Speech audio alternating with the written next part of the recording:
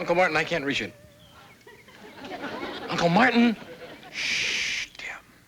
I'm trying to hear the dawn. Hear the dawn? I thought you were supposed to see it.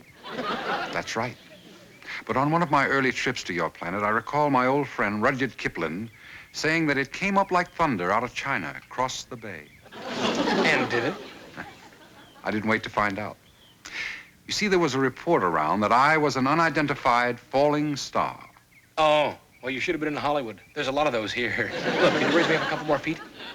With consummate pleasure.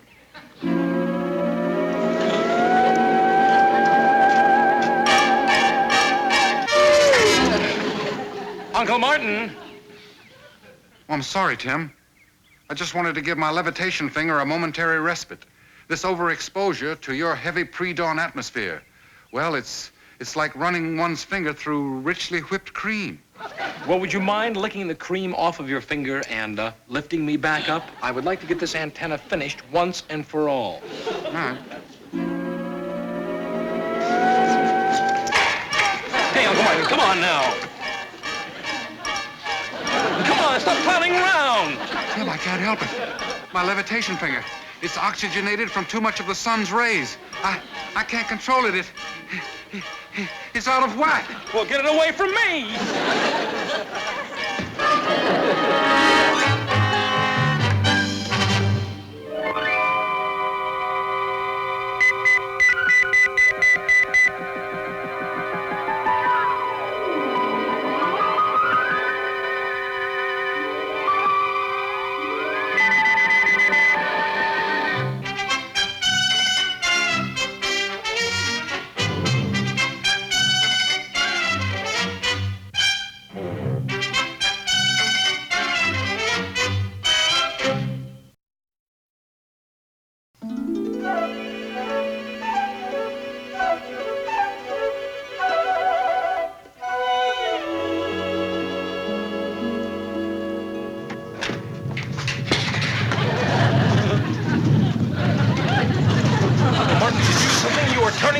Into a disaster area. I can't, Tim. This kind of artificial stimulation that's falling upon my levitating finger produces an electrical effect by knocking out the free electron. Oh, that's just great. What do I do? Call the insurance company and tell them to come on over? Our place is being destroyed by a finger with a California suntan. I thought it looked more like the south of Venus. Here. No. Change Martin, will you please do something? Just what would you like for me to do? Shove it outside. I can't. It would only absorb more light ray. Well, it's not exactly the shade of the old apple tree, but... Nevertheless, better an ill breath than no breath at all.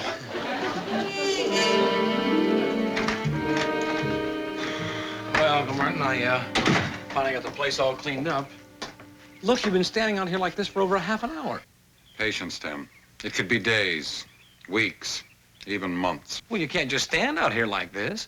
Tim, I'm trying to comprehend some way of resolving this problem as rapidly as I can. Uncle Martin, I have great confidence in your abilities, but until you do come up with something, couldn't you run up the old antennas and disappear before you become a tourist attraction? An excellent thought.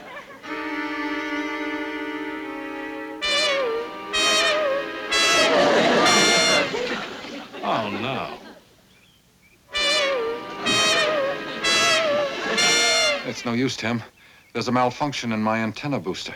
I can't disappear.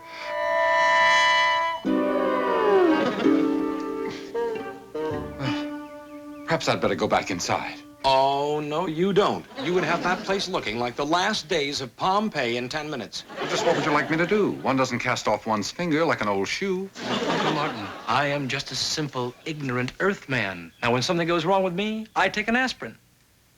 Of course. Why didn't I think of that?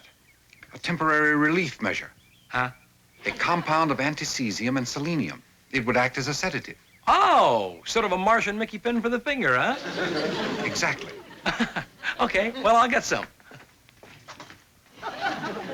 Where in this primitive world of mine would I find anti-semis?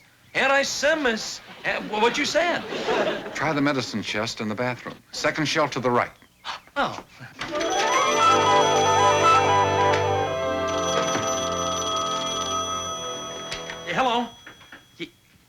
Oh, hello, Miss Benson. 347 Palm Court. Yeah, right, sir. Yeah, I've got it. I'll get on as soon as I can. Right, sir.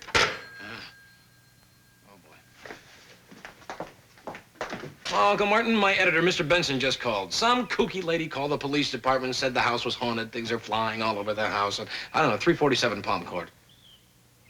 347 Palm Court?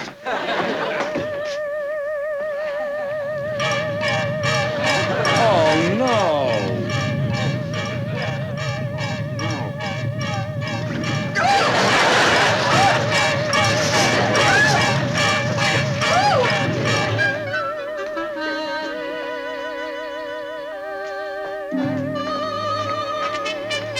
Here, drink it quickly. You sure this is gonna work? It'll only give me a short respite, but it's better than nothing.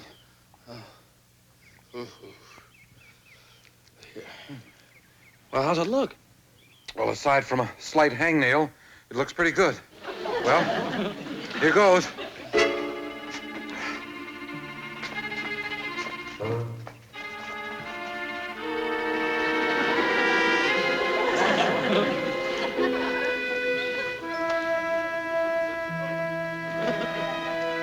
It worked, Tim. My finger's completely knocked out. Oh, boy. Well, I've had my feet fall asleep from time to time, but this is a new one. We're going to have a visitor, What? Mrs. Brown. Tim, Martin, it's me, Laura Lee. Oh, thank heavens you're here. Martin, you'll never believe it. You will never believe it. There are all sorts of things flying around my house. Things? Pictures, tables, lamps. Well, a chair flew right over my head. Oh, well, maybe it was one of those wingback jobs. Oh, Tim, how can you joke at a time like this? Now, Laura Lee, calm down and sit down. Oh, this was the most frightening experience I've ever had. The police just left. They couldn't find anything. Score one for our side. Oh, excuse me. Oh. Yes, hello. I'm sure there's a logical explanation for all of this, Laura Lee. It was probably just a slight earth tremor. They've been known to create strange phenomena. Oh, really? Do you think that's all there was to it, Martin? I'm sure. Well, yes, Mr. Benson, but you see, the police haven't found the reason that things are floating around. Well, of course I know ghost stories sell newspapers. You're sending who? Whom? But Mr. What? Yes, sir, I'll be there to meet him. Yes, goodbye, sir. Mrs. Brown, you'd better go downstairs. You're expecting a visitor. Oh, really? Who is it, Tim? He is a man who will search every inch of this place until he finds a solution. Professor F.P. Clemmens of Fluke University's Department of Psychic Phenomena. Oh, that's nice. The Department of Psychic Phenomena? Oh, my. Oh, my. Uncle Martin. He's here. I know. And we're going to have to get rid of him as fast as we can. There's no telling how soon the anti-cesium and selenium compound will wear off. My uncle, the walking time bomb. Well, I don't particularly relish the description, but I'm afraid I must not only concur, but add on a short fuse as well. Oh, brother. And you expect to get rid of Professor F.P. Clemmens as easily as that, huh? Look, once he starts on a project, there's no pulling him off of it. He'll have us under a microscope before you know it. Mm-hmm. And with my spaceship in the garage, that's exactly what we cannot permit. Oh, the spaceship, I forgot. Well, don't just stand there. Go hide it in the clouds somewhere. That would be quite impossible. As primitive as the professor's earthly equipment might be, by Martian standards, he'd detect my ship the moment I tried to move it. Huh. Well, don't turn on the motor. You know, just wave your finger and levitate it out of here. It's taking a cat nap, remember? Oh, yeah, that's right. Yeah. It's never awake when you need it. Uncle Martin, why couldn't you come down with something simple, like berry? I'm sorry, Tim, but until I can formulate some alternate plan of action, you will have to go down there and engage him by audio. Huh? Well, in your earthly lingo, play it by ear. I'm telling you, Professor, you're just wasting your time. Mr. O'Hara, For the past 15 minutes, you have elucidated every conceivable reason why I shouldn't waste my time making these tests. Now, if you're quite through, may I continue wasting my time? Professor, I mean, a man of your scientific stature, I don't want to see you spend all of your time on such an inconsequential little thing. Ah, but O'Hara, it's the little things that lead to the big discoveries. The magnitude of atomic power began with a tiny, tiny atom particle. Who knows what earth-shattering discovery lies right under our very nose? Yes. Who knows? That's why my motto is seek and you shall find the answer to every problem. Every pot has its cover, you know. Yes, but a watch pot never boils, Professor. Oh, say, how about shoemakers stick to your last? That's what my mother always used to say. Please. If I am to find the reason for this disturbance. Oh, well, Tim's Uncle Martin explained the reason, Professor. Oh, he did. Another Einstein, huh? No, not Einstein. O'Hara. The Einsteins live in the next block. You see, Martin lives upstairs with Tim, and Martin said it was due to an earth tremor, didn't he? Oh, yes. Well, you know California, Professor. A little tremor here, a little tremor there. Why, we're living on top of a cha-cha-cha. Mr. O'Hara, it so happens that this area is built on solid rock. It's as immovable as a mountain. Professor, Tim, listen. That sure sounds like an earth tremor to me. We shall soon find out if it is. Where there's smoke, you know. Somebody's cooking, and I think it's my Uncle Martin.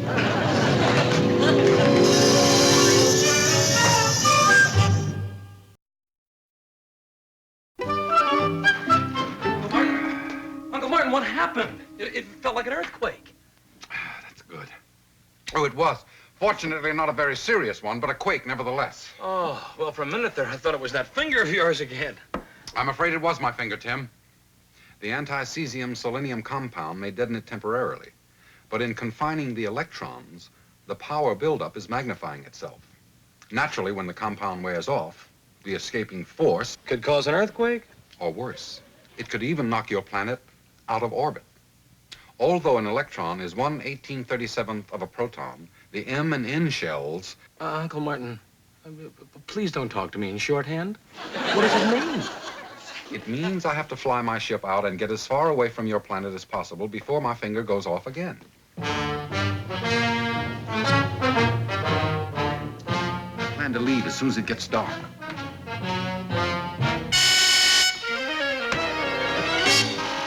Didn't you say that the professor could detect your ship the minute you tried to move it? True, but it's a risk I'll have to take if your world is to be saved. Oh, that was mine. Oh. You mean that finger could actually end the world? I believe Eve needed only one little apple to get it going.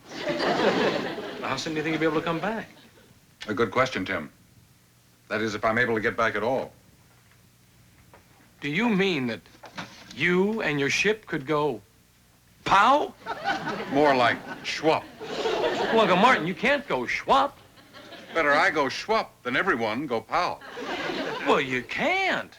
I mean, well, all right, so you're 400 years old, but you still have a whole lifetime ahead of you. And besides, we were just getting to know each other. Or, you know, I mean, you've been helping me and teaching me things. And you've taught me a few things as well, Tim. But I'm afraid, as someone once put it, this is bigger than both of us. Tim, I can't hold on to anything. What happened? I've sprung a leak. Some of the excess free electrons are trickling out of my fingers. Well, can't you plug it up? I'm afraid not, at least not the way one normally would, a leaky pipe. Wait a minute. I could reduce the overload by passing on the overabundance of free electrons to a weaker source. Tim, grab hold of my hand, quickly. Me? You mean... You're the nearest, weakest source available. Now, don't worry. The extra electrons won't affect you. There. It worked. How long do we have to stay this way? We'll have to remain joined until I can take off in my ship. Now, come on and help me pack. My shoes and suits are in the closet there. Tim, Mrs. Brown and the professor are coming up the stairs. In the living room. I'm holding my levitation hand and and just stand opposite me. Huh? Now, just do as I say. Yoo-hoo, Martin, Tim. Hey, come in, Laura Lee. What in the world are you doing? We're, hand wrestling? Yes. We're trying to do our part in the National Keep in Trim program. Oh, well, now that's very patriotic of you. Isn't it, Professor? Oh, yes. Yes. Now, could I get the key? Oh, I almost forgot. The professor would like the key to the garage. Garage! Yes, he wants to make a thorough search of the premises. Oh, he does? I mean, he does? Well, now, that's strange, but I can't seem to find my key. Key, I can't, seem to find mine either. Perhaps if you let go of each other's hand, you could check your pockets a little more carefully? Let go. Oh, we couldn't do that, could we, Uncle Martin? Oh, good heavens, no. We'd lose the grip. And once you change your grip in Indian wrestling, it's an entirely different match. Oh, well, don't worry, Martin. I'll hold your grip for you. Oh, no. Thank you, Laura Lee. Thank you. It wouldn't be the same.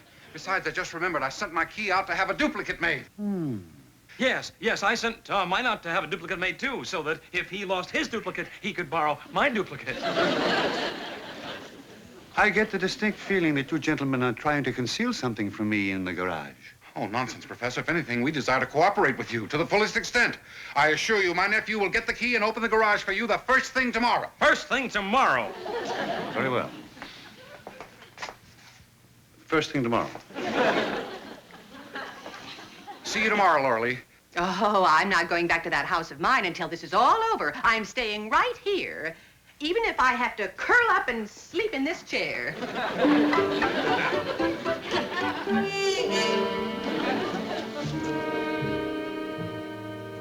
Uncle Martin, you are a genius. Nonsense, my boy. It's simply my normal superior Martian intellect.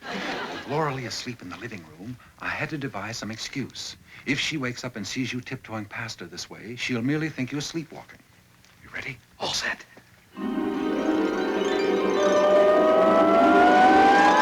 Here we go. And be careful, Tim. I may be a Martian, but I don't have eyes in the back of my head. Be careful.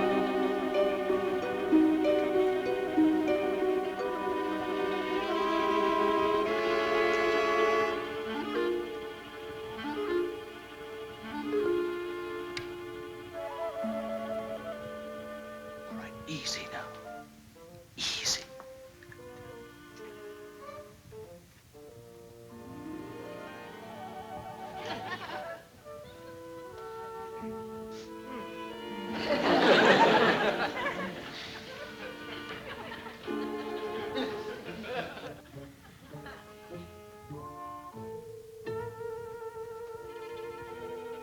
Ouch! What's the matter? Look where you're going. You stepped on my foot. Sorry. For goodness sake, Tim, watch it. I didn't know you were so close. Here. You better move aside, huh, so I can open this door.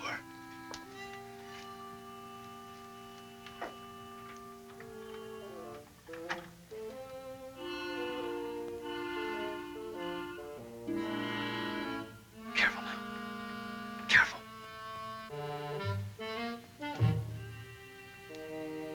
Will I close the door?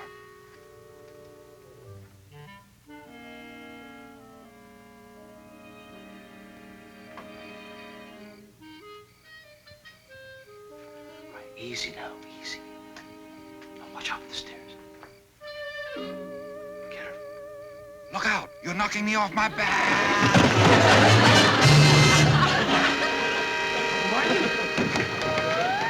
Good morning.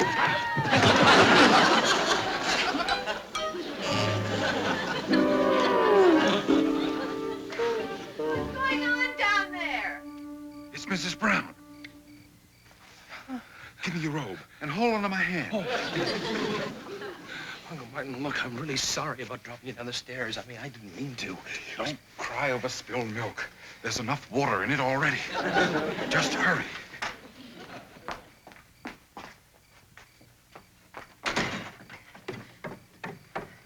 Martin? Tim, what happened? Oh, well, you see, Mrs. Brown, Uncle Martin tripped. Well, what are you doing out at this time of night? Oh. Still Hand wrestling? Of course not. Well, what were you two doing out here catching your death of cold? Oh, well, we, came out to watch the dawn come up. At 11 o'clock at night? We like to get an early start. Well, what Tim means, Professor, is that we thought we'd take in the stars, you know, and study them and watch them disappear. Why, Martin, I didn't know you and Tim were interested in the stars. Oh, yes, Laura Lee. We're very interested in the heavenly bodies. Oh, really? Which one? I mean, which heavenly body are you studying tonight? Oh, that one. Stars? When it's cloudy and going to rain? Very strange about all this. Well, whatever do you mean, Professor? Professor, those sounds, they're coming from my house again.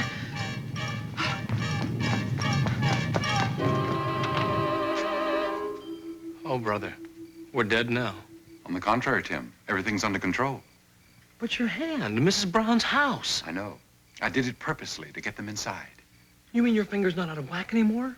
When I pointed it towards the sky, that produced the lightning, which in turn reduced the electrical count in my finger, bringing it back to normal. Oh, whew. Then you won't go schwap. Nope. Uncle Martin, if I wasn't a grown man, I think I'd cry. Thank you, Tim, for your heartfelt concern. But time is of the essence. We still have to put Laura Lee's mind at ease and solve the professor's problem. The professor's problem? Mm-hmm. If we're ever going to get him to leave, we're going to have to satisfy him with some sort of scientific explanation. Well, let's hope it isn't a friendly Martian. Have no fear. My electrical discharge gave me an idea. I'm going to have the good professor discover ball lightning. Ball lightning? You're putting me on. On the contrary, it's been a scientific theory here on your Earth for some time. A rare form of lightning known to lift weights, dive down chimneys. Now, let's see.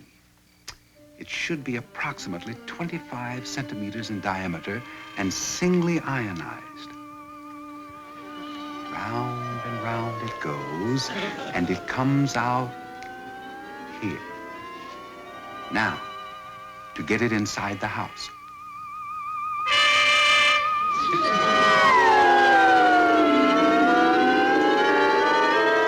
Well, shall we join the others?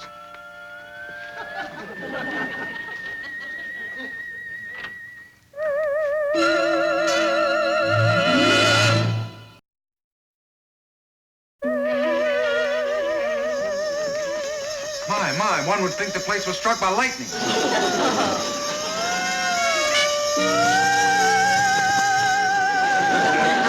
What's that?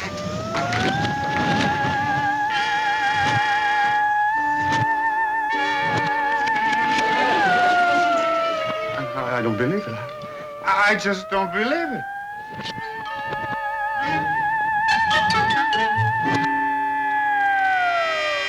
What is it, Professor? Some sort of an electrical charge?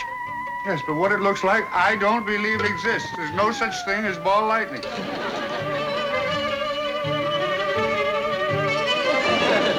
You mean that's what's been causing all the damage? But ball lightning is only a theory. You better look out, Professor. Here comes that theory after you.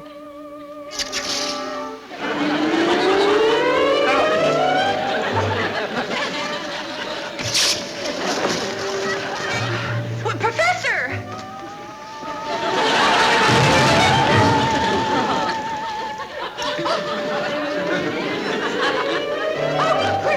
Oh, Professor, are you all right? Yes, I think so.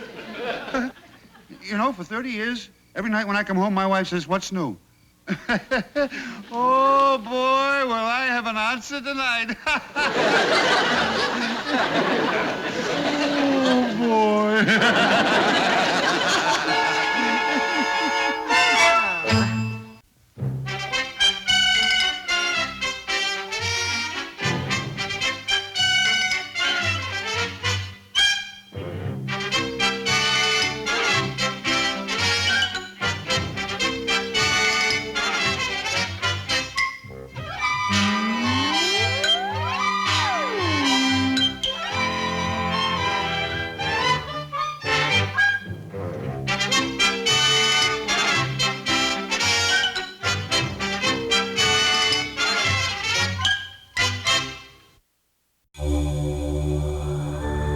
Martin.